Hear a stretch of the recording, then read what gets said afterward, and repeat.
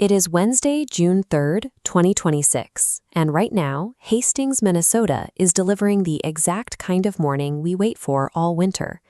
The daytime forecast is calling for mostly sunny skies, pushing the high temperature up to a very comfortable 83 degrees. Add in a gentle south-southwest breeze between 5 and 15 miles per hour, and you have ideal conditions to knock out a few errands downtown or take a slow walk through Levy Park. Days like this create a sort of psychological bubble over the town. The sky is clear, the river is quiet, and the rest of the world feels entirely far away. But let's look past the local weather forecast for a second and focus strictly on the calendar date. While we're out pulling weeds or sitting on patios, what kind of history actually shares this exact spot on the calendar?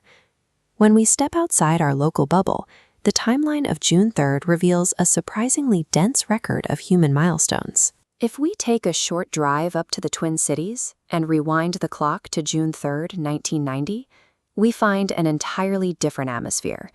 That afternoon, Soviet President Mikhail Gorbachev and his wife Raisa touched down in Minnesota to begin a diplomatic tour.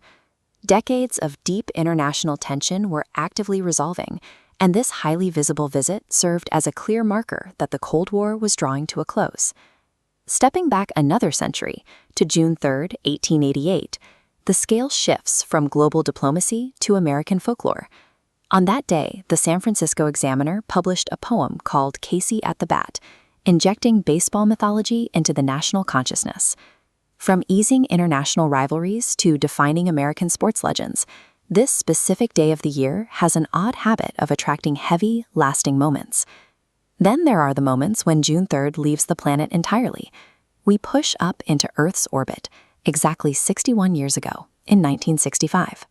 NASA had just launched the Gemini 4 mission, commanded by astronaut James McDivitt alongside pilot Edward White.